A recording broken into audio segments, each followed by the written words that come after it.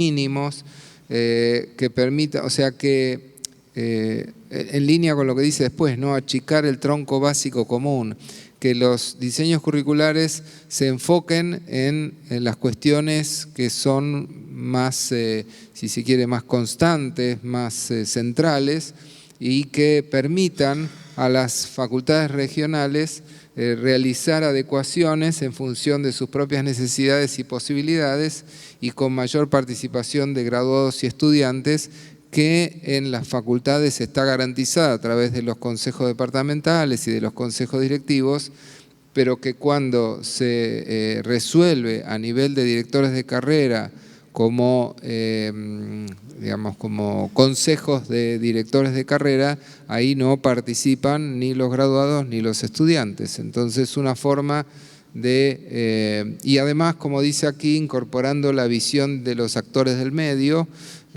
llámese empresa, o sea, la industria, el gobierno, las organizaciones civiles, y también se habló de la posibilidad de tener consejos asesores externos que obviamente no de manera vinculante, pero que se puedan tener en cuenta para la adecuación de esos diseños curriculares a las necesidades regionales.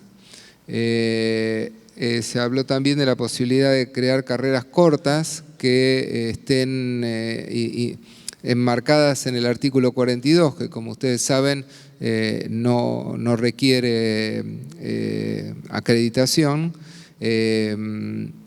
pero que articulen con las carreras de ingeniería que existan en el artículo 43, de tal manera de permitir esa articulación que hoy por hoy en las tecnicaturas no es posible.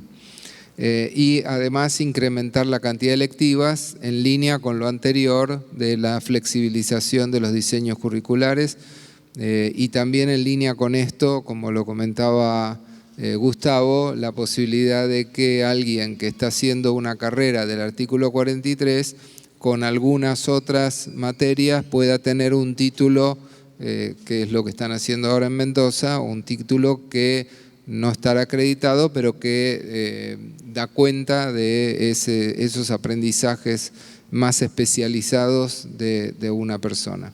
Esto es con respecto a la primera pregunta. Antes de avanzar, quisiera, de los que estuvieron en la comisión, para ver si les parece que es un buen resumen, de los que no estuvieron en la comisión, si creen que hay algo con lo que no estén para nada de acuerdo, o algo que les parezca que está faltando, sin pretender de vuelta, insisto, volver a abrir todo el debate, pero sí algunos comentarios si es que caben.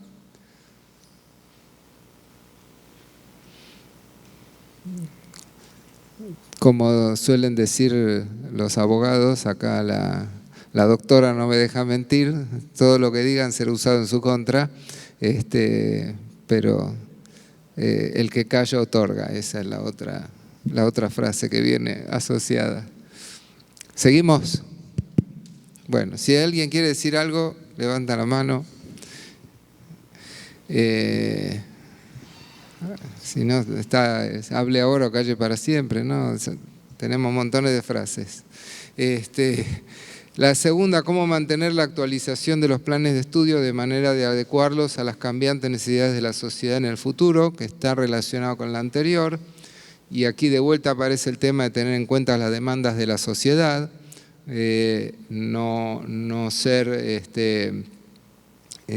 ¿cómo se dice la palabra? Bueno, no me sale, alguien que me ayude cuando uno solo tiene en cuenta lo propio. Endogámico, eso es lo que no me salía. Y tener en cuenta las demandas de la sociedad. Porque muchas veces cuando uno saca este tema aparece esto de la famosa palabrita, el mercado, ¿no? Lo que el mercado no es lo que el mercado quiere, es lo que la sociedad para la cual nosotros, la sociedad que nos sostiene y para la cual nosotros servimos, ¿no? No diversificar tanto las carreras, pero tener más selectivas, bueno, viene en línea con lo que se había mencionado previamente. crear consejos asesores integrados por la industria, el gobierno, las organizaciones civiles que se reúnan periódicamente en las facultades para evaluar el avance y las necesidades de cambio. De vuelta, en la misma línea, ¿no? Escuchar lo que tiene para decirnos el afuera, tenerlo en cuenta sin pretender con eso o sin habilitar con eso de que nos digan lo que tenemos que hacer, pero tampoco aislarnos completamente con eso que yo escuché más de una vez en algún debate académico, ¿quién nos va a decir mejor que nosotros lo que tenemos que enseñar, ¿no? Sí, hay mucha gente que puede aportarnos por lo menos opiniones para tener en cuenta. Y repensar, y esto también en línea con la necesidad de actualizar el estatuto, repensar la misión y la visión de la universidad para que sirva de guía a los cambios o de los cambios que se necesitan. Bueno, de vuelta en la misma línea, antes de pasar a la tercera, Sergio, dale. A ver el micrófono, ahí está el micrófono, dale.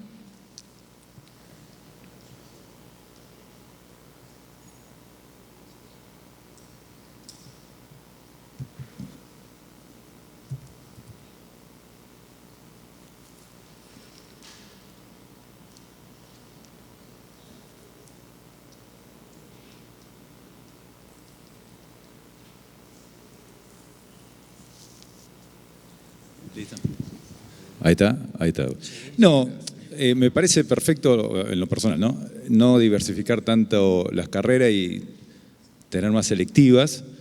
Yo a eso tal vez le sumaría, y que también lo estuvimos hablando en la comisión, el tema de las electivas que se puedan hacer interfacultades, ¿no? Que ya las hay, pero por ahí fomentar eso. ¿Por qué lo digo? Porque para las facultades grandes es mucho más fácil generar electivas, tienen grupo de investigación o tienen otro tipo de características que tal vez las facultades medianas chicas se les complica. Entonces por ahí ese tema que ya se viene haciendo, tal vez promoverlo para que se haga de esa manera, ¿no? Sí. Bueno, agregado. ¿Algún otro comentario sobre este punto? Bueno. La tercera pregunta era sobre los microcréditos o títulos intermedios, si esto era una manera de hacerlo, se refiere a mantener los planes de estudio actualizados y en general, digamos, la posibilidad de utilizar los microcréditos como forma de certificación de los aprendizajes adquiridos aún antes de la graduación. En general hubo consenso acerca del beneficio de incorporar estas opciones. Se plantearon incógnitas sobre las incumbencias de títulos intermedios, acá, o del título intermedio, en el caso que hay título intermedio. La certificación la posibilidad de certificar competencias blandas y asociar estos microcréditos con los reconocimientos de trayectos formativos. O sea, en general hubo, como dice acá, se vio bien la posibilidad de otorgar algún tipo de acreditación de aprendizajes previos al grado, a la obtención del grado, a la obtención del título, y quizás asociarlos al tema de los trayectos formativos, o sea, ciertas partes de la carrera que pueden ser acreditadas como un aprendizaje, como una competencia adquirida aún antes de terminar la carrera. No sé si quieren aportar algo en este sentido.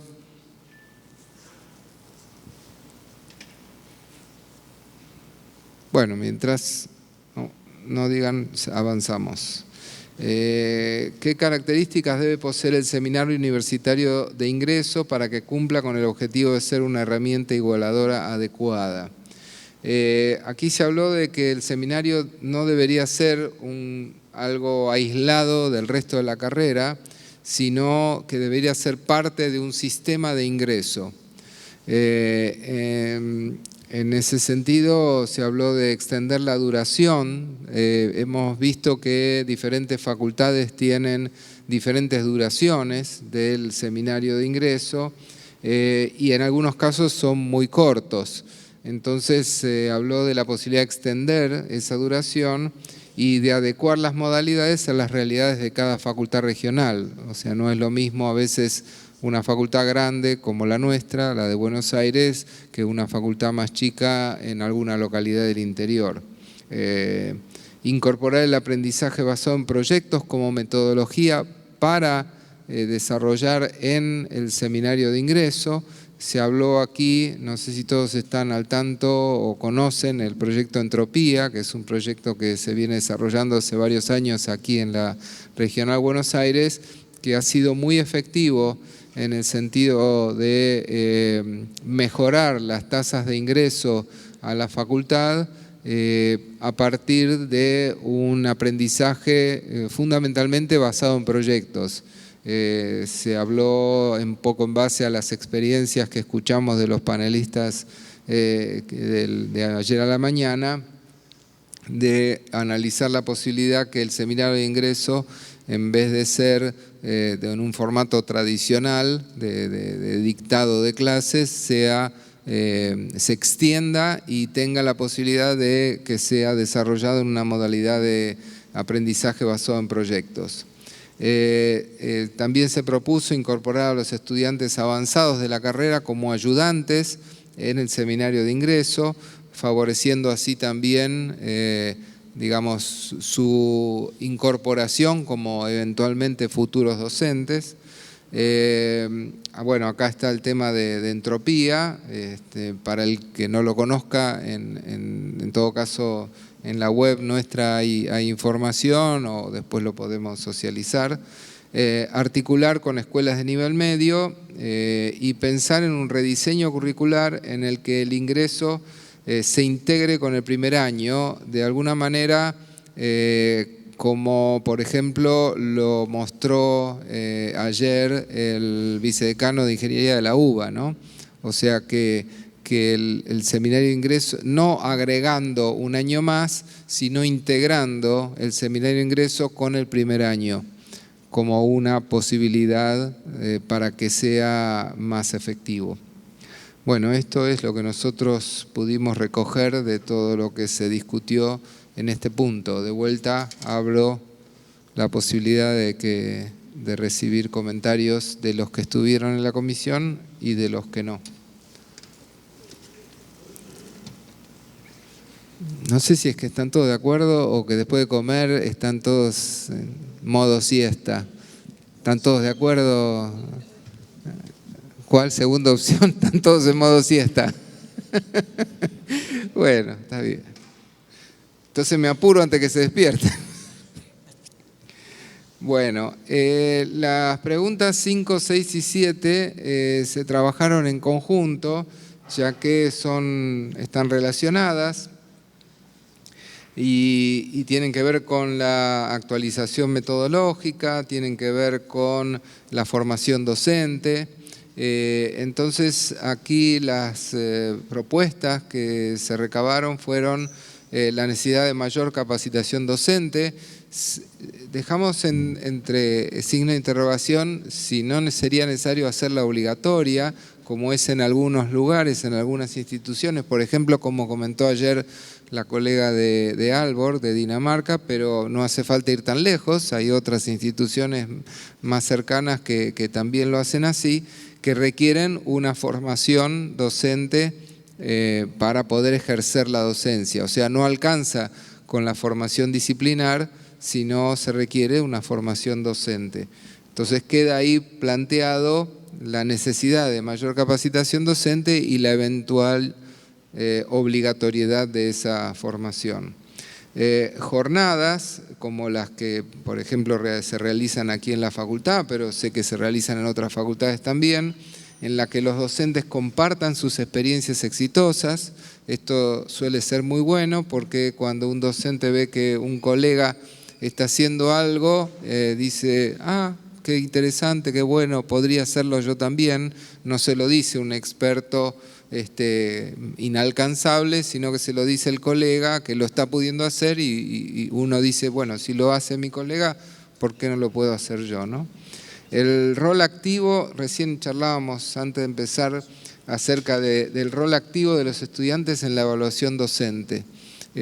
No solo a través de las encuestas, sino a través de los consejos departamentales, a través de todas las acciones que dentro de la normativa y de las modalidades de participación actuales se pueden hacer y que son muy importantes para detectar situaciones que ameritan ser cambiadas, como el caso de docentes que sistemáticamente, ayer hablábamos con Vanina, ¿no?, de docentes que no aprueban un alumno por años y siguen siendo docentes, ¿no? Y uno dice, ¿cómo puede ser?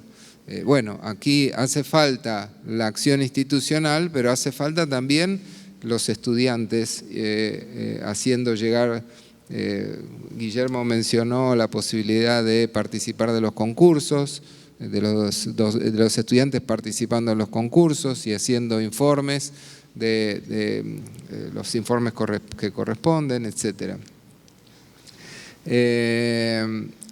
Por otro lado, el rol activo de los estudiantes como protagonistas de su propio proceso de aprendizaje, que no debe ser solamente una obligación y una función del docente hacer o promover el aprendizaje activo. Para que el aprendizaje sea activo hace falta que los estudiantes asuman ese rol activo y no simplemente como receptores de lo que hace el docente, ¿no? Acá hay responsabilidad compartida. El docente promoviendo esa participación activa y los estudiantes asumiendo el rol activo que deben tener en ese doble juego. Alguien comentó fomentar el desarrollo del pensamiento crítico en los docentes, pero obviamente también en los estudiantes. El fomento del trabajo interdisciplinario, la posibilidad de generar actividades. Nosotros somos una universidad monodisciplinar, pero tenemos diferentes especialidades. ¿Por qué no realizar trabajos entre diferentes especialidades? Modificar el reglamento de concursos y carrera académica considerando la capacitación y la evaluación docente de manera vinculante. Está vinculado con lo que hablábamos antes de la eventual obligatoriedad de la formación docente. Y aún si no se pudiera hacer esa obligatoriedad, que sí influya de manera significativa en los concursos y en la carrera académica, la formación y el perfeccionamiento docente de los docentes. Incorporar al presupuesto universitario los recursos económicos para la efectiva formación docente. A veces el problema no es la falta de voluntad de los docentes en capacitarse, sino que la universidad organice y financie esas formaciones, porque digamos, eso no llueve como maná del cielo. Hay que contratar docentes para que los dicten, hay que destinar horas para desarrollarlos, hay toda una serie de necesidades que requieren de su financiamiento. Sí, adelante, a ver, ¿quién tiene el micrófono? Espera que te acercan el micrófono, así escuchamos todos. ¿Qué tal? Gracias.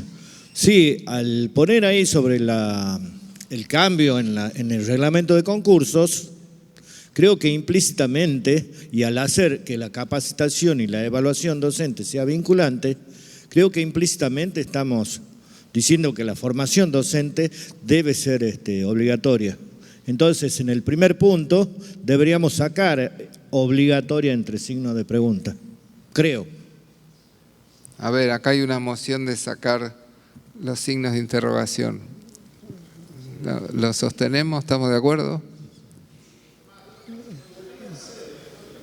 A ver, espera, sí, te escuchamos.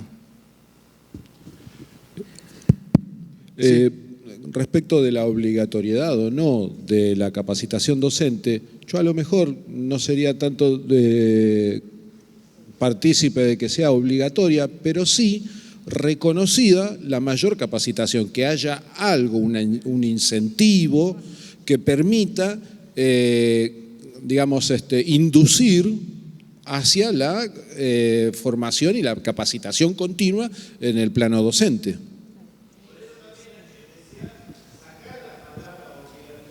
Ah, sacarla. No solo los signos de pregunta, sino sacarla. Así. ¿Estamos de acuerdo? Está bien, puede ser. A mí no me molesta que sea obligatoria, pero bueno, no sé. Lo dejamos así. Uriel, ¿Vamos? Sí. Uriel. No, acá.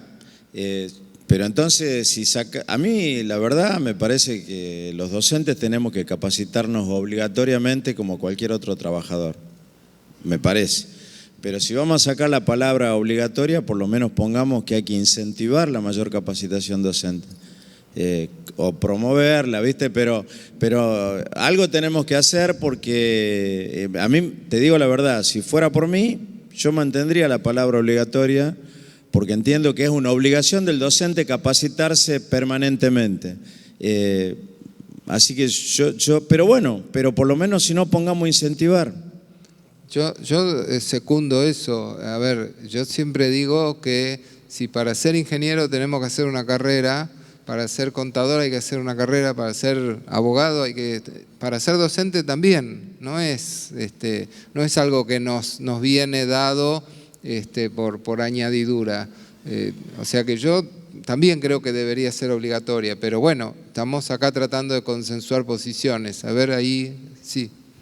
Sí, yo también soy más, estoy más inclinado a que exista la obligatoriedad explícita, porque hoy tenemos una innumerable posibilidad de capacitarnos y no hay muchos docentes que asistan a las capacitaciones ofrecidas gratuitamente por la facultad. Y el último punto que dice que la capacitación docente va a estar incluida en los concursos, alguien puede estar no necesitado de concursar y entonces está 10, 15, 20 años en la docencia sin haberse capacitado nunca y no haber estado en un concurso alguna vez. Entonces, yo soy partícipe de dejar la capacitación docente obligatoria.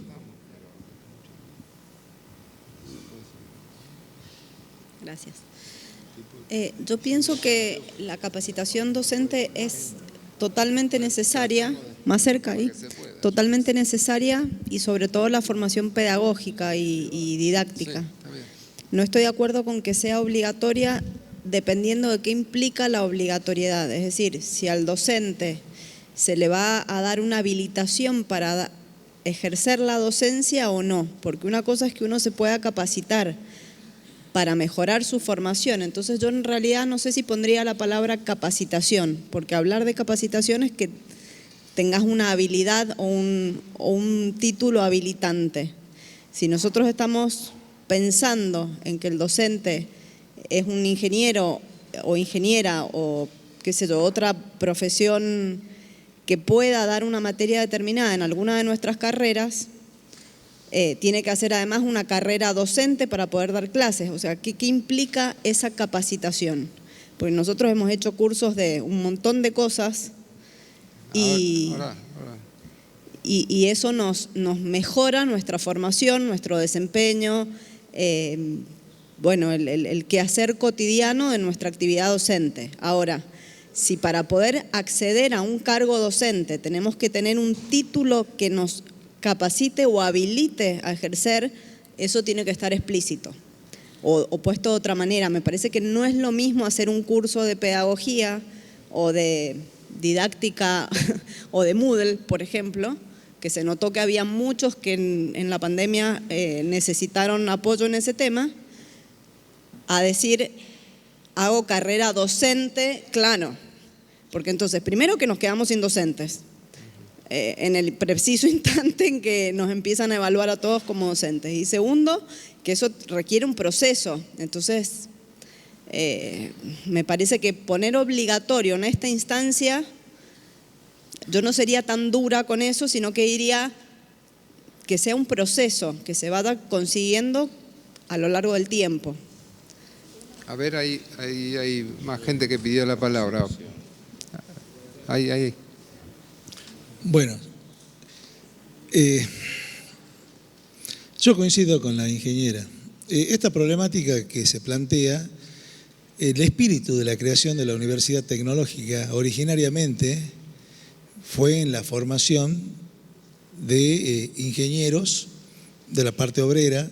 Por supuesto que esto fue evolucionando. Este primer conflicto que ustedes lo ven acá surgió con las escuelas técnicas cuando la querían eliminar. Porque muchos de los ingenieros o técnicos que en ese momento el CONET permitía que pudiesen enseñar, no tenían una titulación profesional. Yo también, hay gente que se ha formado. Ustedes no se olviden que la formación pedagógica, yo le puedo dar a cualquiera, y si no tienen la pedagogía o la didáctica natural, no se da.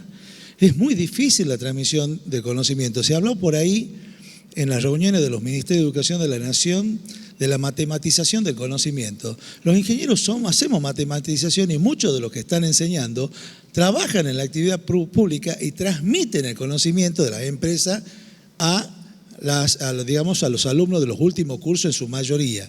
Ya hay un esfuerzo en la formación de la investigación, ya hay un esfuerzo en el ejercicio de la profesión, ya hay un esfuerzo, y poner la palabra obligatorio, yo creo que va a haber un vaciamiento, porque si va a ser, también se puede pensar en un futuro que para el acceso de la futura educación universitaria se pueda tener que demostrar algún tipo de formación en el área pedagógica.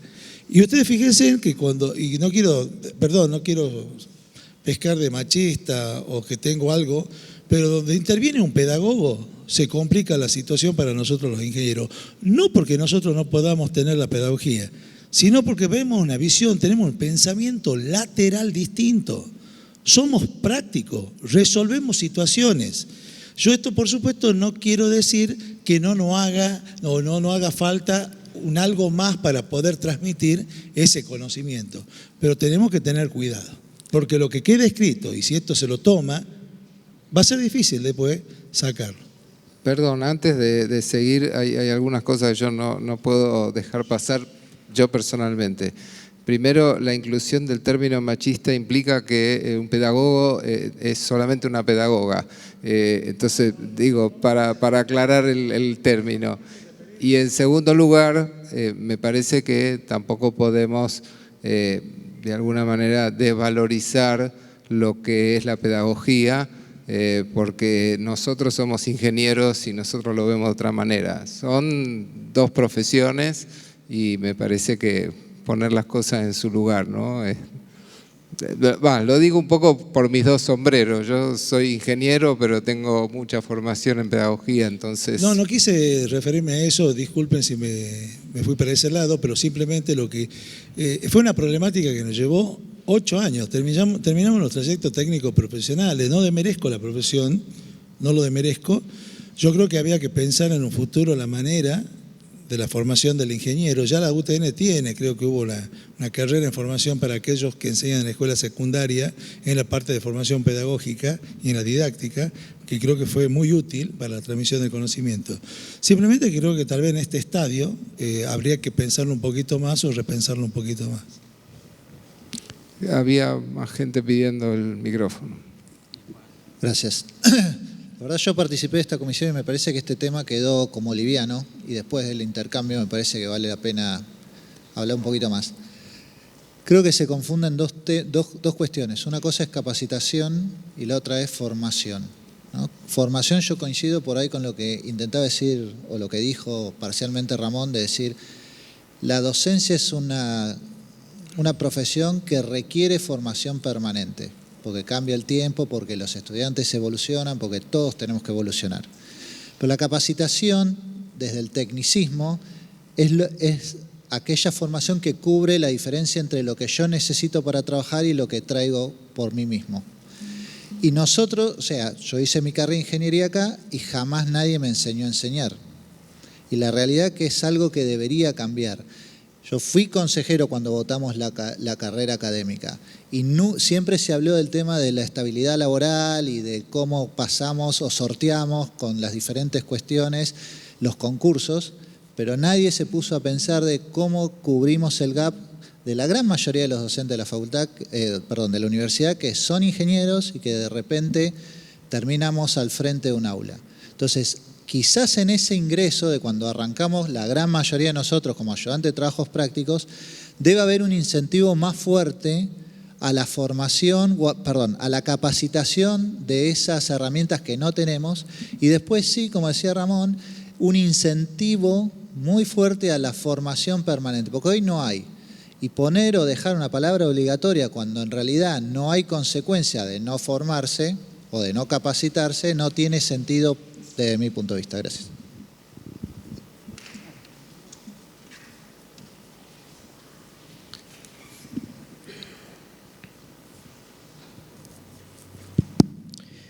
Sí, bien, yo considero también que, no sé si es una obligación formal, pero sí sería una obligación moral que el docente se forme para poder dar clases.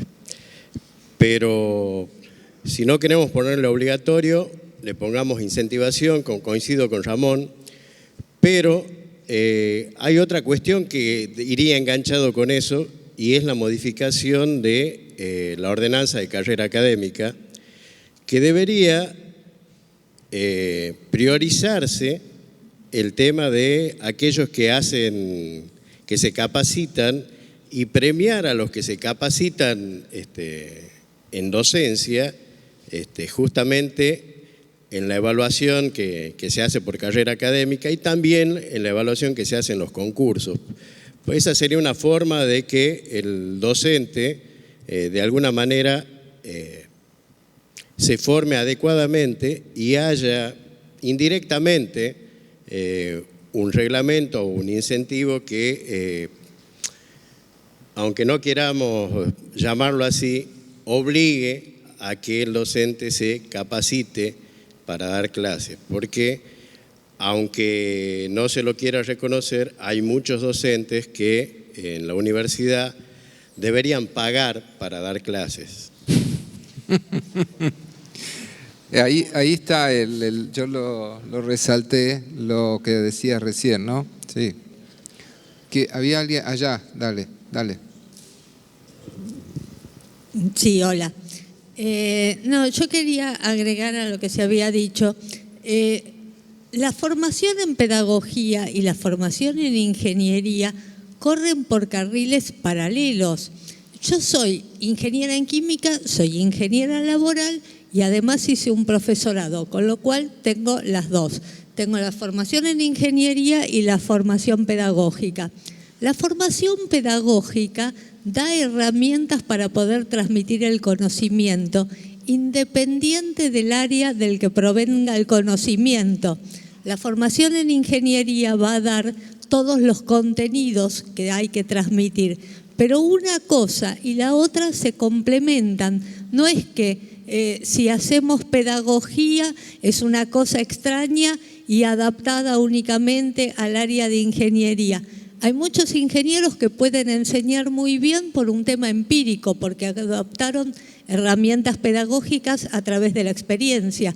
Pero creo que sería muy importante, dado la cantidad de gente que da clase y que por ahí saben mucho del contenido, pero no saben transmitirlo, que sí la pedagogía sea una cosa obligatoria y a incorporar paulatinamente y en la medida de las necesidades y posibilidades.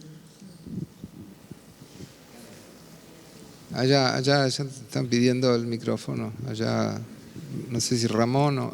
Bueno, yo, propuesta. En mi caso, yo también hice una especialización en docencia universitaria que me pagué yo. Y la hice en UTN. Entonces, me parece que existiendo la especialización en docencia universitaria y la maestría, se puede generar alguna capacitación docente a partir de esa misma maestría y especialización que sea gratuita para los docentes de UTN y a partir de ahí sí utilizar el tema del reglamento de concursos y todo, como para incentivar que el docente la curse a la maestría.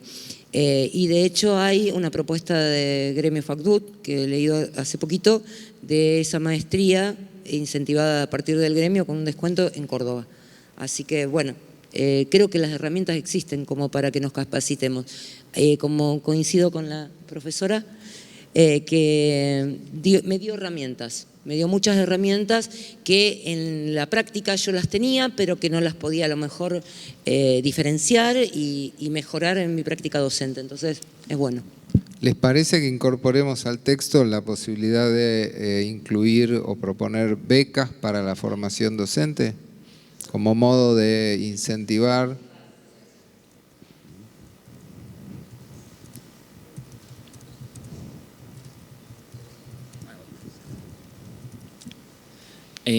Buenas. No es una cuestión de si considero que sea obligatorio o no. No voy a opinar sobre eso, pero quiero opinar sobre el que lo hayamos sacado la palabra, ¿no? La obligatoriedad, porque hay muchos que opinan que es obligatorio, otros que no, y estaría bueno llegar a una forma de un consenso y no borrarla así por borrarla, porque ahí queda borrado, y hay muchos que piensan que es obligatorio, y bueno, buscar alguna forma de buscar un consenso.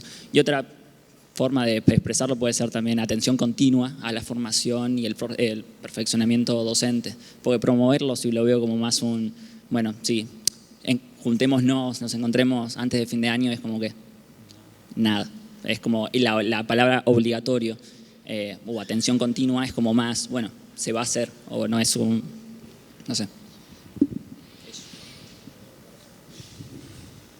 A ver, allá. También hay que tener en cuenta que CONEAU, para acreditar las carreras, nos exige la formación disciplinar, es decir, nos exige especialización, maestría, doctorado, específicamente en la materia en que nosotros enseñamos, o sea, que yo en ingeniería eléctrica, en ingeniería mecánica y demás. Y eso también tenemos que tenerlo en cuenta, ¿eh?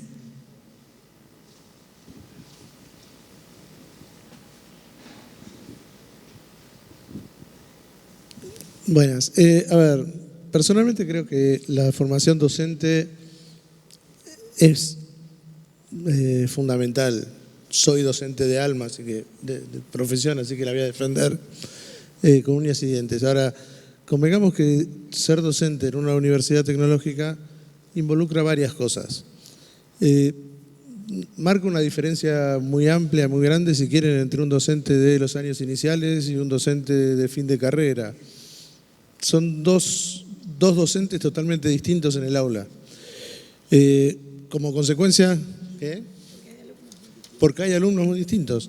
Un alumno que sale del nivel medio realmente requiere un acompañamiento, un seguimiento, una tarea docente atrás de él que es enorme, y no así un alumno de los últimos años de la carrera, porque es un adulto formado, tiene otros criterios de estudio, de trabajo, de evolución personal y demás.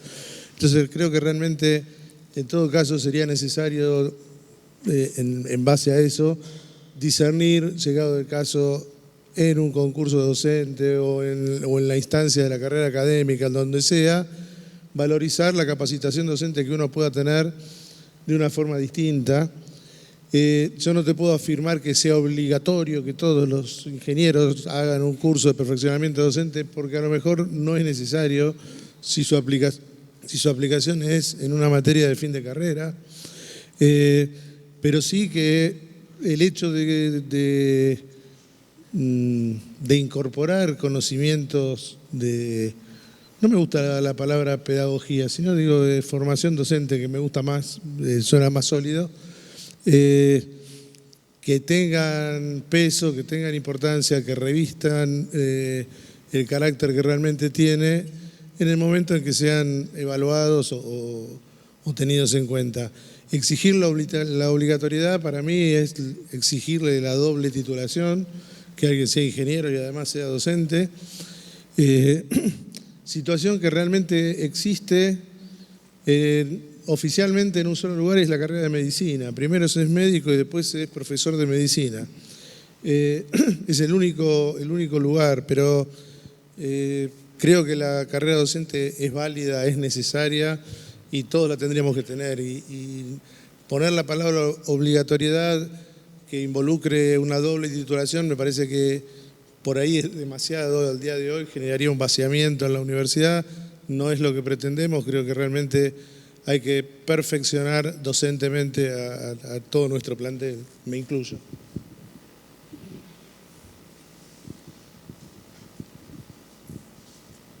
Ahí, respecto de la palabra sí o no obligatoriedad, yo creo que no. Digo, cualquier cosa impuesta, ¿sí? Genera el rechazo, pone a la defensiva al cuerpo docente y no es necesario que la pongamos. ¿Por qué? Porque ya se dijo, está incluida en un ítem posterior. Ahora, yo estaba pensando, en base a lo que vienen diciendo, de esta diferencia de lo que es la docencia en los primeros años y en los años, digamos, avanzados. Y hay algo que yo por lo menos veo en mi regional, es que no hay ayudantías, ¿sí? Y eso tiene que ver con que no hay becas para ayudantía, no hay salarios para ayudantías. Y esto creo que hay que ordenarlo, va a venir más adelante la cuestión presupuestaria y creo que habría que ponerlo acá, como hay becas para estudio, hay que fomentar el desarrollo de las ayudantías, porque son un complemento para el docente que reduce el tiempo de explicación en un montón de cosas, pero también es una ayuda para este alumno que necesita una contención mientras que el docente sigue avanzando. Entonces, me parece importantísimo y no se le está dando ese acento, porque es algo que no es docente, y es muy importante. Sí, lo destacamos en el tema del ingreso y me parece que sí o sí tenemos que destacarlo como un fomento de esta colaboración que necesitan los docentes y los alumnos.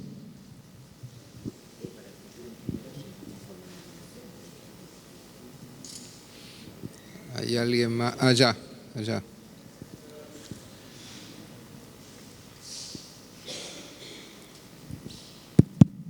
Buenas. Como profesional y como futura persona a la que le encantaría ser docente, yo considero que es primordial recibir una formación. No quiero llegar el día de mañana y pararme frente a mis estudiantes, futuros estudiantes, y vomitar lo que se me ha enseñado, sin siquiera saber si le llego o no. Muchas gracias.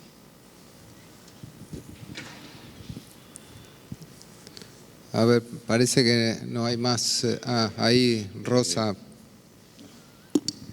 Buenas. Yo quisiera avanzar un poquito más en la parte donde decía del concurso, de la modificación del reglamento. A mí siempre me generó una duda de por qué cuando tenía que llenar todos los formularios respecto a la carrera académica, se evaluaba con un peso muy importante el tema de la gestión. Y realmente, en particular, en mi facultad, existe un problema para poder llegar a estadios determinados de gestión, para poder estar como secretario, director o lo que fuere. Y si esos puntos tienen un peso importante dentro de la carrera académica, muchas veces cuando se tiene que proponer para hasta investigación, baja el puntaje. Entonces, yo siempre me pregunté por qué se ponderaba la gestión en una parte en donde tengo académica o investigación, porque en principio parecerían como líneas diferentes. La gente que hace gestión, el decano, el secretario, no se pone a investigar, no se pone a hacer tareas de investigación específicamente, no tiene tiempo. Entonces,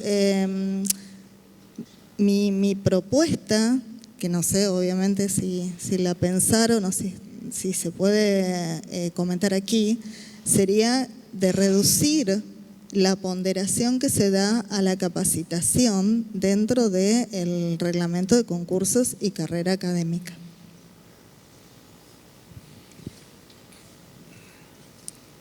Yo no recuerdo, vos estás haciendo referencia al puntaje para la categorización, donde aparece la parte de gestión. En los concursos yo no recuerdo que la gestión de puntos para la carrera académica, pero por ahí estoy equivocado, no sé.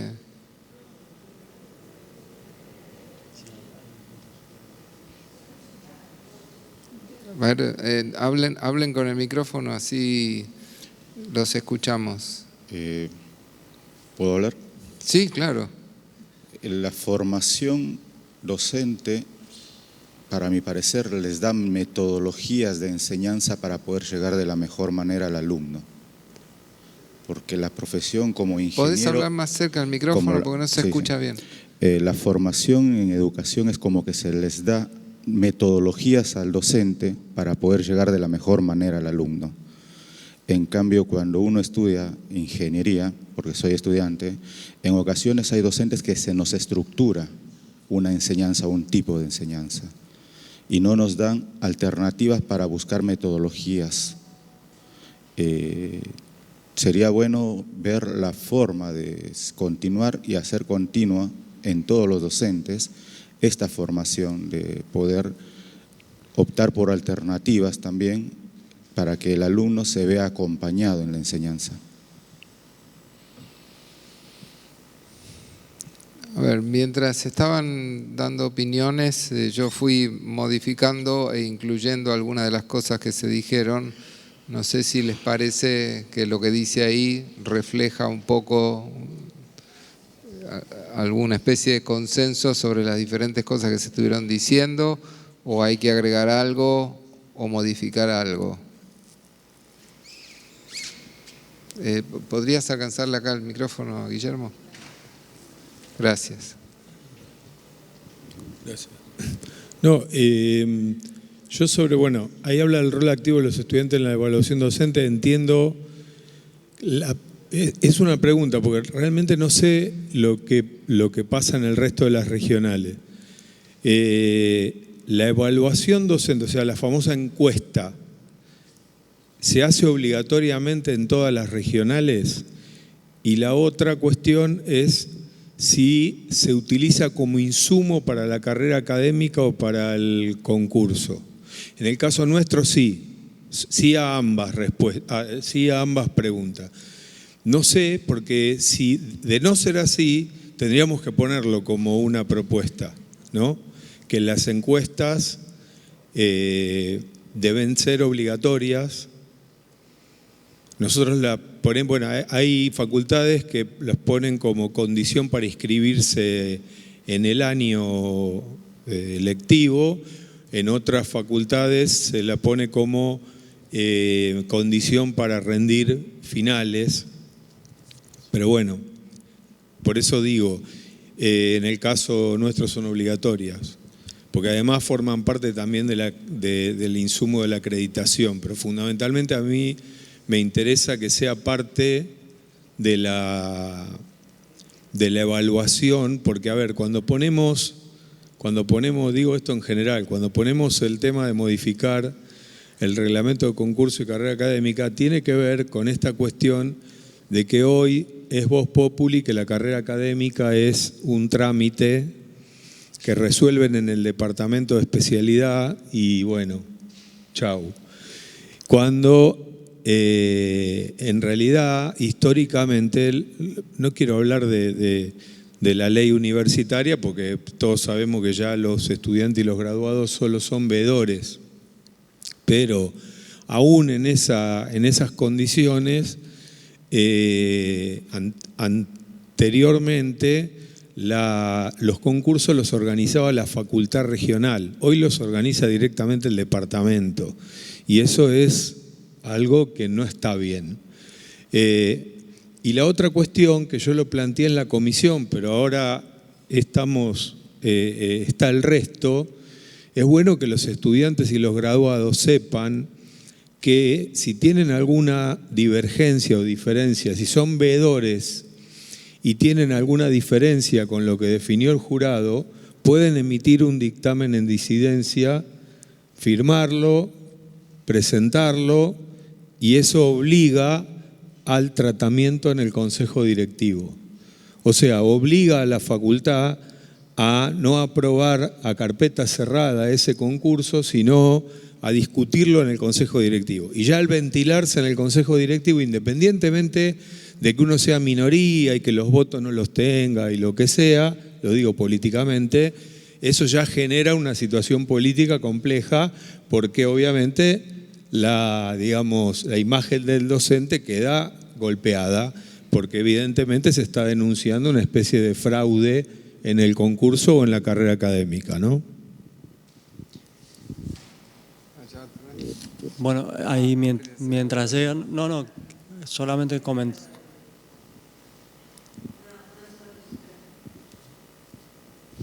Agregarle a lo que dijo recién, y es que esa encuesta se traslade al docente, porque en nuestro caso se hace todos los años, a los que estamos concursados se nos hace encuesta, pero nunca se traslada al docente. Yo no sé cuál es la percepción de mis alumnos con respecto a mi práctica docente. Lo sé recién, a lo mejor, porque me lo muestran en un ratito a los 3 años cuando tengo la carrera docente. O sea, van juntando todas las encuestas, a los 3 años tengo la carrera docente y tengo recién ahí alguna visión y no lo tengo frecuentemente, digamos.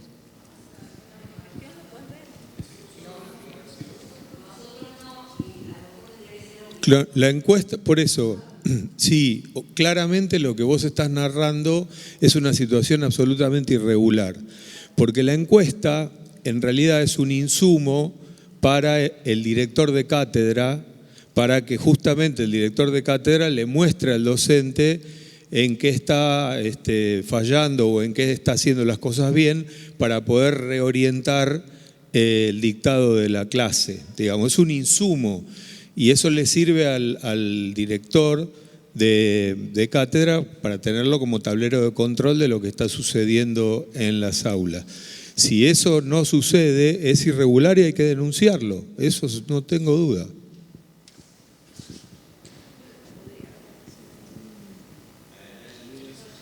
Bueno, yo solamente quería comentarles que también, sí, en Mendoza se hacen las encuestas en forma obligatoria y también se les da a los docentes, lo tienen, y eso se utiliza para la carrera académica y para concurso.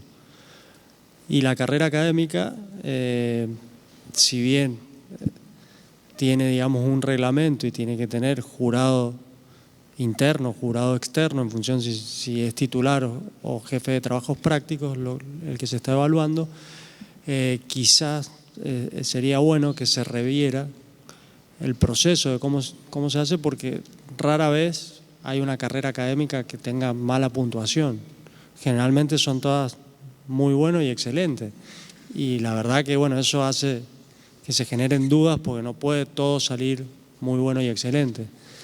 Tendrían que quizás ver cómo es ese proceso y si realmente sirve como para retroalimentar y plantear una mejora o una evaluación que sea realmente, que sirva, digamos, para ver si se está actuando bien en ese docente o se le está haciendo un seguimiento como corresponde.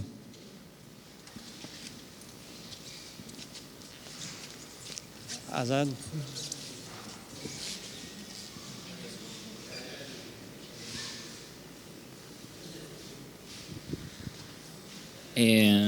Bueno, hablando un poco de la educación, todo en algunas materias nos enseñan que el tema de las auditorías también tiene que ser algo externo, como para que tengan un poco más de objetividad sobre el cómo es que, no quiero decir que por ahí un jefe de cátedra no pueda ser objetivo o sobre cómo está enseñando quizás alguno de los profesores, pero quizás se podría, no sé, podría ser algo externo en lo que evalúe y quizás corrija también.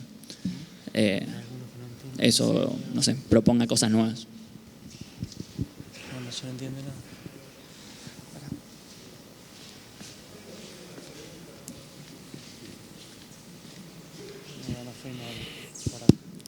El reglamento de carrera académica prevé que la comisión evaluadora tenga una entrevista con el docente una vez que tiene toda la documentación que hace a encuestas que se hacen a estudiantes, evaluación del docente, del jefe de cátedra, del jefe de área, hasta del director de departamento.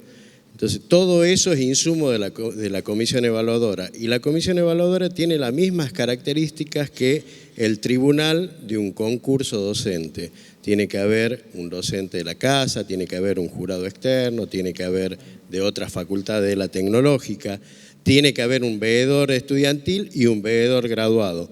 Lamentablemente, el problema es el mal funcionamiento de esa comisión y es como dice Guillermo, muchas veces se lo transforma en un trámite para oficializar una situación que lamentablemente muchos no quieren ver. Pero justamente por eso es que hay que buscar la modificación de la ordenanza de carrera académica para que todo sea mucho más taxativo, para que haya una obligatoriedad más,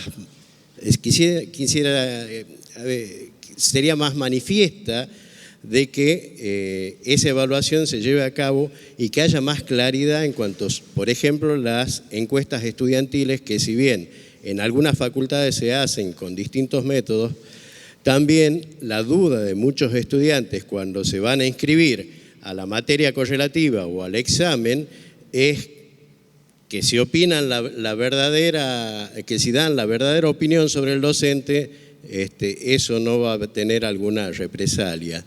Lamentablemente, muchos de los chicos que, por lo que se conversa en la facultad, tienen miedo de esa situación.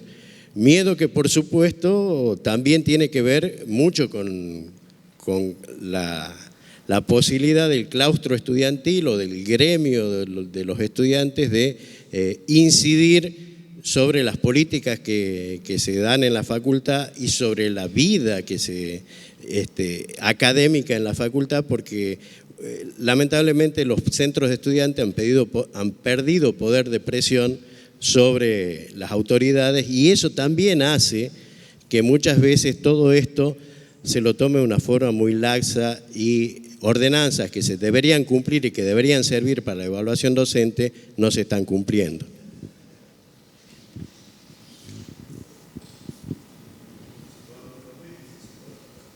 Bueno, buenas tardes. Para compartir mi experiencia, muy interesante lo que comparten. Yo soy graduado y docente de General Pacheco. Bueno, para contar lo nuestro, en nuestro caso sí es obligatoria. Los estudiantes para rendir un final tienen que anotarse en forma obligatoria. En mi caso, los dos departamentos que yo doy la materia, yo doy en la licenciatura en Organización Industrial y en Ingeniería en Industria Automotriz. Y sí recibimos un informe calificando al titular, al ayudante. Sí me parece que hay un tema, perdón si lo mencionaron, porque fueron parte de una comisión que terminó hace minutos la redacción, en poner sobre análisis críticamente la redacción del instrumento de la encuesta. Porque si algo es comentado, al menos en nuestro micromundo, es que esa encuesta debería ser repensada. Porque uno capta datos, el tema es qué instrumento construye y si ese instrumento es eficaz. En algún momento había falencias poco graciosas cuando aparecía en la categoría titular, JTP, ayudante. Y los estudiantes no identificaban, sí identificaban al titular, pero en esas dos categorías a veces no la identificaban. Con lo cual yo incorporaría, si cabe, el análisis crítico de ese instrumento. Experiencia. Yo he sido veedor graduado en la etapa anterior y sí lo utilizábamos en la carrera docente. Es un instrumento limitado, pero es una herramienta que entrega cierta información. Si yo tuviera que poner énfasis en algo, haciendo una pequeña contribución, diría el análisis crítico de ese instrumento. Sí sé, y de hecho participé de experiencia, con un método de doble encuesta. Está la encuesta oficial y las cátedras hacen una encuesta propia. ¿Por qué una cátedra hace una encuesta propia? Va de suyo que está leyendo. Ese instrumento no es lo suficientemente eficaz por ser elegante y no decir que es ineficaz. Entonces, yo lo que diría, si me permiten, es poner en análisis crítico ese instrumento. Muy bien, Uriel ya lo puso eficazmente. Y, bueno, contribuir con nuestra experiencia en Pacheco, que sí es obligatoria. Yo creo entender que siendo algo administrado desde los sistemas centrales de la universidad, entiendo que debe reunir las mismas condiciones para todas las facultades. No me dice el director de Ingeniería Electrónica de Buenos Aires, negándome. Así que, bueno, muchas gracias. No sé si le doy el micrófono al director de Electrónica, así lo niega con argumentos.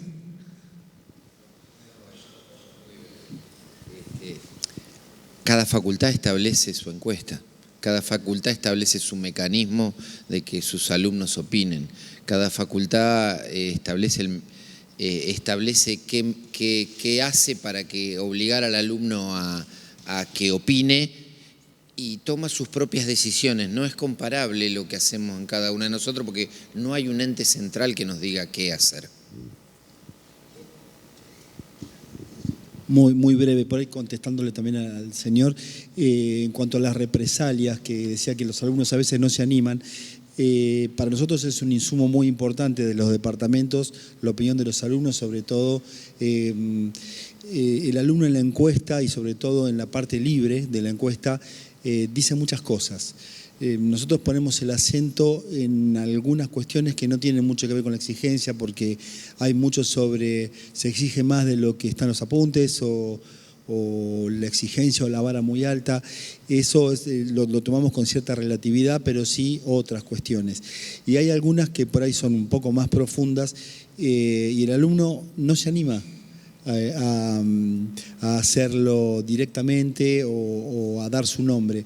Pero sí hay otros mecanismos, como por ejemplo el centro de estudiantes, que representa a los alumnos y dice hay quejas sobre tal y tal cosa.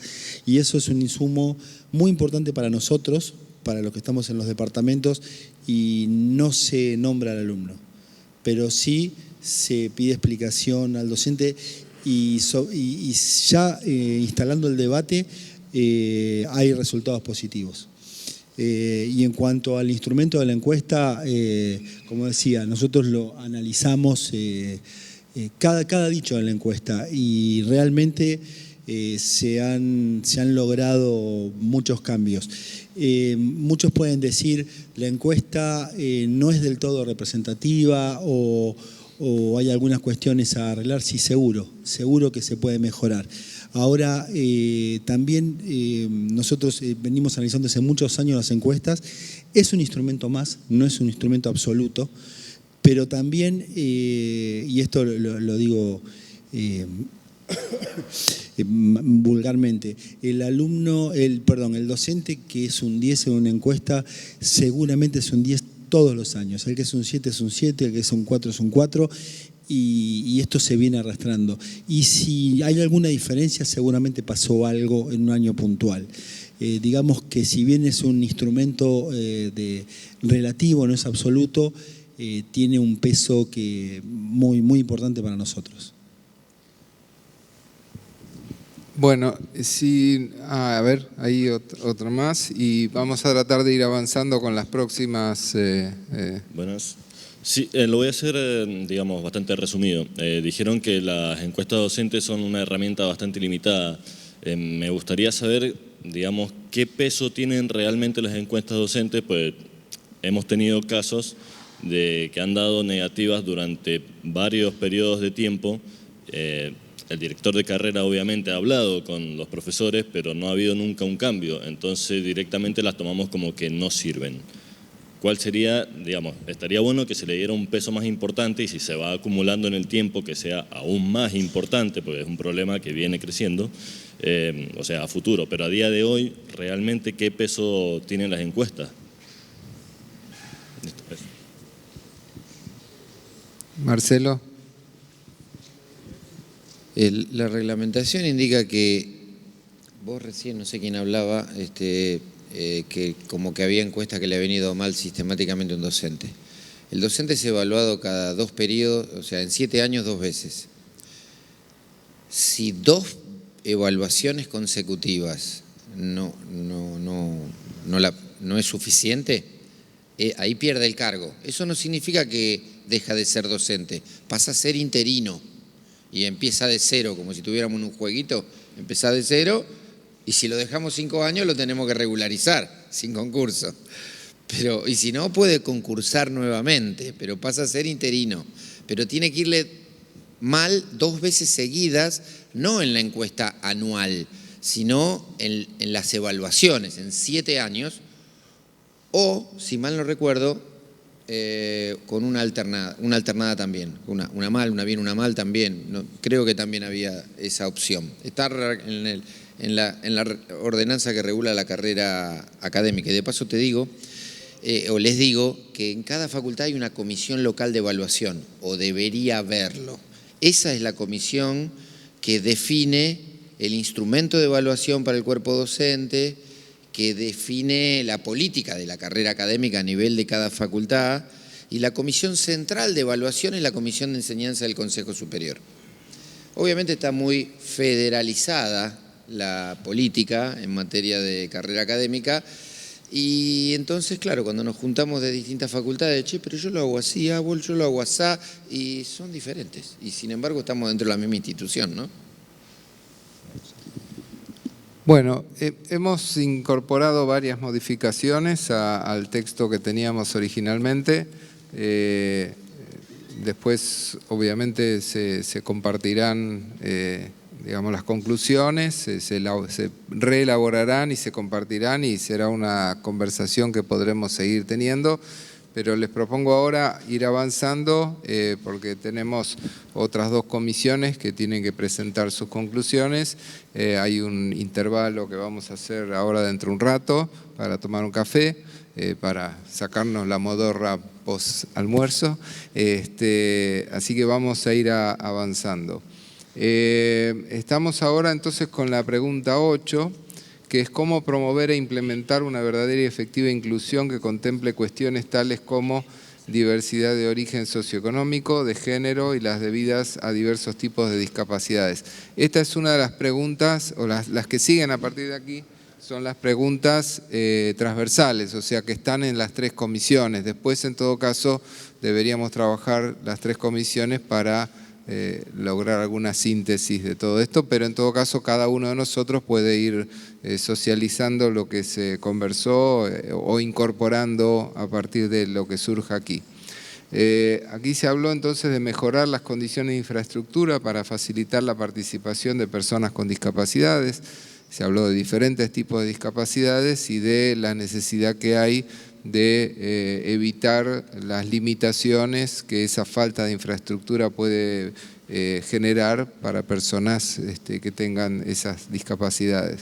Incluir el tema de la inclusión, valga la redundancia, en los planes de estudio. O sea, se habló concretamente de que el tema de la inclusión no termina en la inclusión en el aula de los estudiantes, sino que debe ser una especie de conciencia que el futuro profesional debe tener a la hora de ejercer la profesión, que también sea inclusivo en el ejercicio de la profesión y no solo que seamos inclusivos en las aulas. Y que para eso sería necesario que en algún tipo de actividad académica se incluya este tema de la inclusión. Se habló tomando el modelo uruguayo, no sé si lo conocen, que allí es obligatorio, aquí no, pero entonces por eso se mencionan los aportes que voluntariamente podrían hacer los graduados para becas para estudiantes con dificultades socioeconómicas, o sea, concretamente alguna manera de que los graduados devuelvan algo de lo que recibieron durante la carrera ayudando a aquellos estudiantes que, como se mencionó acá, lo mencionaron en el panel de los estudiantes, por ahí no les alcanza, no pueden ir a la universidad porque no les alcanza para pagar el transporte o los apuntes o cualquier cosa que necesitan para estudiar. Incrementar el presupuesto de becas en la misma dirección, o sea, tratar de que el presupuesto oficial incluya becas, porque hoy existen las becas, pero lo que se comentó es que son muy insuficientes, los montos son tan bajos que a duras penas alcanzan para poca cosa. Entonces se habló de incrementar ese presupuesto de becas para que efectivamente tengan montos significativos. Y facilitar, esto se habló más que nada por las necesidades de algunas facultades regionales, en donde de golpe las distancias para ir hasta la facultad regional son muy grandes y requieren mucho tiempo y mucha inversión económica. Entonces, en esos casos, en las facultades regionales que así lo requieren, facilitar la creación de residencias para los estudiantes, justamente para minimizar los gastos de movilidad, insisto, en las facultades que así lo requieran. Estas son las respuestas o las propuestas que se elaboraron respecto de este punto 8. Dale, Julio. Bueno, muchas gracias. Si bien son preguntas generales, después nosotros vamos a comentar, pero comentarles porque nos interesó varios aspectos, poniendo foco en el tema de discapacidad, en las realidades que afrontamos desde la administración de las distintas facultades. Yo les contaba un caso que yo participé, yo fui secretario de Extensión Universitaria de General Pacheco. Pacheco tiene un campus con edificios independientes. Tenemos un edificio para extensión de planta baja y 2 pisos. ¿Cómo se fue construyendo las distintas facultades? Yo decía el modelo de casa chorizo. En general se fueron ampliando, son edificios viejos, construidos sobre códigos edilicios, si hay ingenieros civiles en construcciones lo podrían explicar mucho mejor, vigentes al momento que se construyeron. ¿Y con qué se enfrenta? ¿Con qué se enfrenta el administrador universitario? En ese caso, en mi caso que era secretario de Extensión, obviamente no había baños para discapacitados. La situación no tomó relevancia hasta que sucedió. Obviamente que había un chico que había tenido una desgracia, un accidente incluso, ¿y qué pasaba? Todas las aulas de informática, nosotros en Pacheco la tenemos en el primer piso, muy lindas, con desarrollo. El chico quería estudiar informática. De ahí aparecen cosas hasta, ¿qué hacemos con el chico? Teníamos 2 problemas. No teníamos ascensor, porque está muy claro qué pasa cuando son los edificios principales o únicos. El problema son las facultades que tienen campus con edificios distintos. Bueno, trabajamos en el sentido de hacer el baño para discapacitados y pudimos dar la clase en otra aula. ¿Qué quiero decir con esto? Yo creo que lo que uno tiene que hacer es marcar un sentido y una conciencia. No es para defender a los administradores universitarios, yo no lo soy en este momento, pero se enfrentan a realidades. Hay que marcar el sentido para transformarlo, pero venimos con un inventario edilicio. Me parece que es muy claro identificar la necesidad, y como decíamos en nuestra comisión, ya hablaremos después, para hablar de inclusión, lo que hay que detectar claramente qué es lo excluido. Y eso abre varias cuestiones. La discapacidad, hay exclusiones que tienen que ver con el género, donde hay acciones muy positivas, como pasan en Buenos Aires. Yo cuento los casos que conozco, o en Pacheco con la aparición de los lactarios, que permiten que mujeres que están en esa etapa de la vida, tratar de mitigar la situación de modo que puedan desarrollar sus estudios o realizar su tarea docente o no docente. Y nosotros nos parecía muy importante, ya profundizaremos si nos dan el tiempo, identificar, hacer como un observatorio de exclusiones. Identificamos otra que a veces se menciona poco, que es el edadismo. El edadismo es la exclusión por edad. Trabajamos sobre cuestiones de género, sobre discapacidades, y hacía un aporte muy interesante la profesora Sartor, de Bahía Blanca, cuando nos decía que estamos obligados las universidades no a hacer todo posible para solucionar estos temas. Estamos obligados a hacerlo. Digamos, yo trabajo en el tema y me decía, mirá, Julio, que la ley como ley es mandatoria, no es sugerente. Entonces, comentar eso y entender las dificultades sobre las situaciones actuales con que se enfrenta el administrador universitario. Hay cuestiones que son de tipo intelectual, ideológico, que implican una dirección en un sentido. Otro implica decisiones materiales. Entonces quería poner en común esa situación. Muchas gracias. Gracias, Julio. No sé si hay alguien más allá. No solo una cuestión con el aporte voluntario. Trabajé mucho tiempo en el Consejo Profesional de Ciencias Económicas en Rosario y ellos tienen dentro de la matrícula profesional un monto que es aporte directo a la universidad.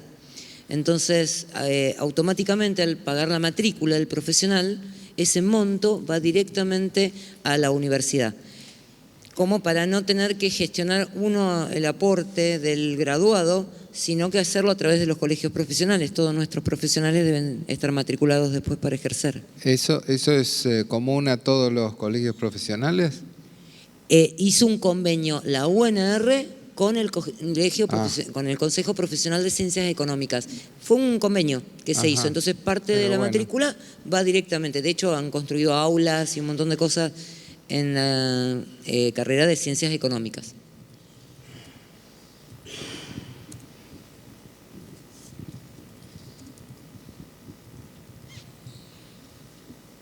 Ahí lo agregué como una posibilidad, me parece una buena idea. Sí, está bien. ¿Algún otro aporte para este punto? Bueno, ¿Guillermo? Tipeo, bueno. ¿Qué puse mal? Profesionales, bueno.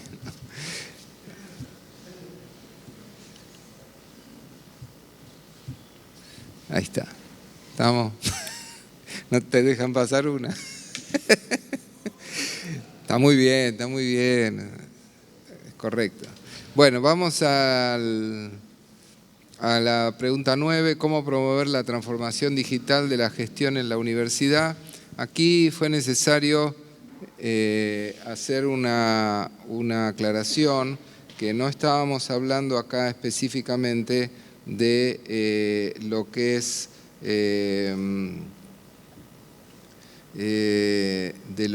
el uso de la tecnología para la educación, para la enseñanza, para el aprendizaje, sino es un concepto mucho más amplio y que está focalizado en la gestión, la transformación digital de la gestión.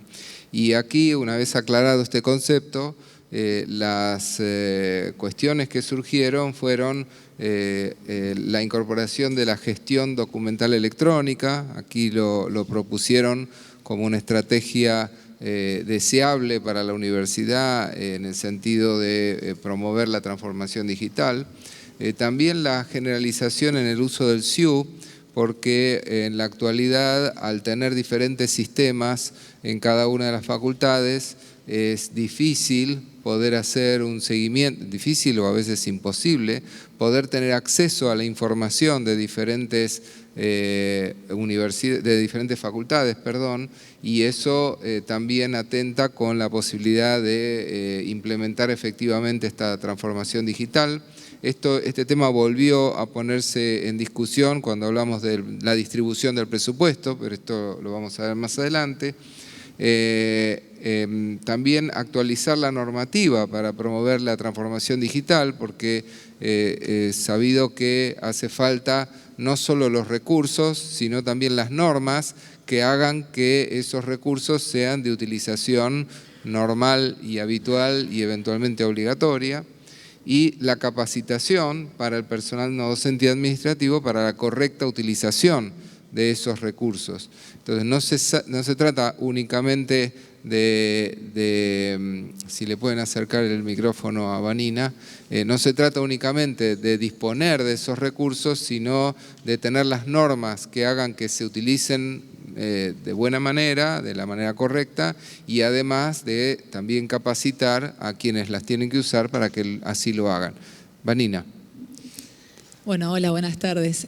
Respecto a generalizar el uso del SIU, yo ampliaría a todos los módulos que el SIU tiene. O sea, el SIU es un gran paraguas del Sistema Interuniversitario Nacional que depende del SIN, que actualiza todos los módulos de acuerdo a los requisitos del Ministerio de Educación, de todo lo que es pedidos de datos estadísticos, y lo usa más del 84% de todo el sistema educativo nacional. Y está pensado para dar soporte a distintas áreas universitarias, no exclusivamente lo que es la gestión académica, las inscripciones a finales o a cursados, que es lo que más conocemos, sino que también permite generar encuestas, permite generar accesos web, todo lo que es pagos, compras, bibliotecas, sistema de becas. Cubre cualquier problemática que pueda tener una universidad. Yo no puedo entender cómo todavía nos damos el gusto de actualizar y hacer esfuerzos en forma aislada, fuera de todo lo que es la comunidad del SIU guaraní, donde están las mejores universidades ahí. Ahora está la UCA, que hace poco también se sumó. Hay universidades hasta privadas que invierten en eso. Y nosotros haciendo esfuerzos aisladamente para mantener cualquier tipo de actualización que se necesita. Entonces, hay una nueva ley, el SIU se actualiza solo, ¿no? No tenemos que estar en forma propia ahí codificando y trabajando. Entonces, bueno, quería aclarar esto, que en nuestro caso, en Buenos Aires tenemos no solamente el guaraní, sino también tenemos el araucano, tenemos el wichi, que es un módulo que trabaja tomando las bases de datos de todos los sistemas e interrelacionándolos. Vamos a poner el Sanavirón y vamos a poner también el Sudoku, que es el expediente digital integrado, que permite no solo digitalizar un legajo, sino también trabajar con circuitos, con permisos de firma. Una cosa es la firma digital, otra cosa es la autorización.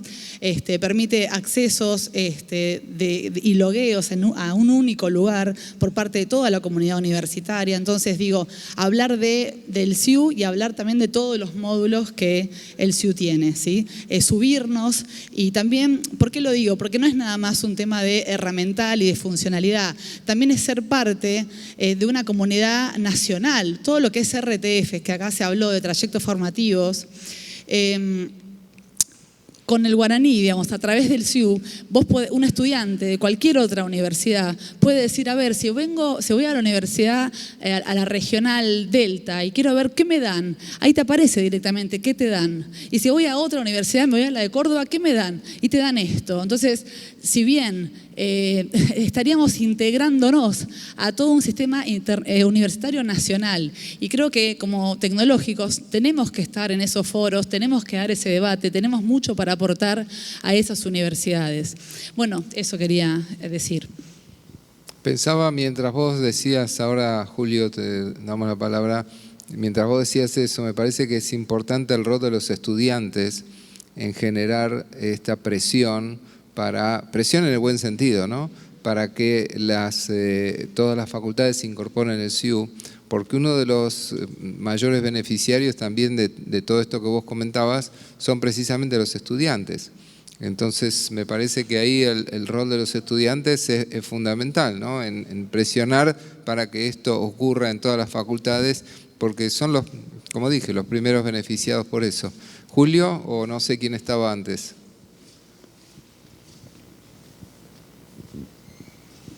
Bueno, es un poco un comentario y otra parte una pregunta de lo que explicaba muy bien Vanina. En Pacheco no tenemos implementado el SIU, y la pregunta es esta, para aprender.